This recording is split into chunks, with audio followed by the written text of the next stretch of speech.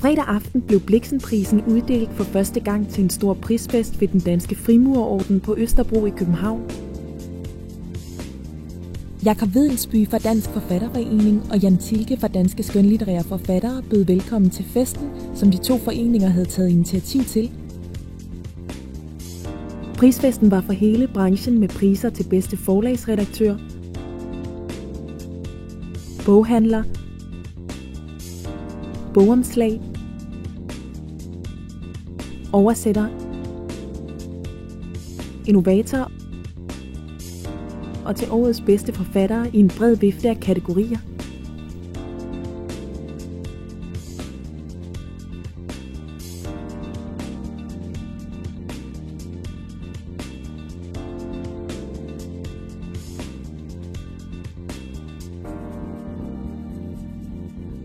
Og den internationale stjerneforfatter Julian Barnes var helt eksklusivt i Danmark for at modtage Sinclair-prisen for årets novelleforfatter.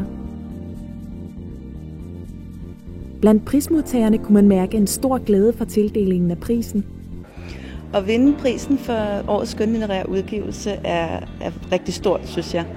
Der er så mange gode bøger, man kunne vælge imellem, eller man kan vælge imellem. Så jeg er både ret overrasket faktisk, og enormt glad for det.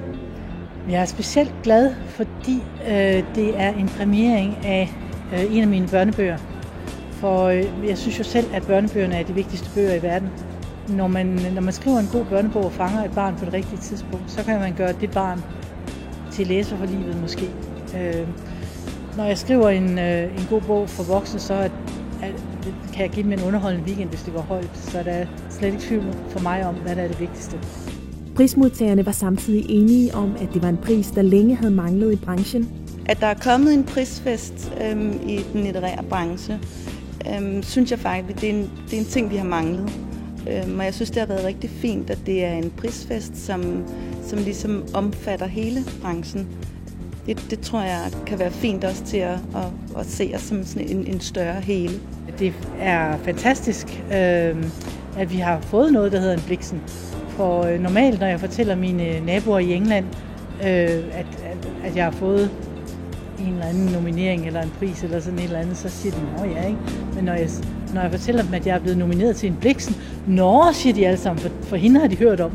Så jeg tror, at jeg kan vise den her frem med stor stolthed, når jeg kommer hjem.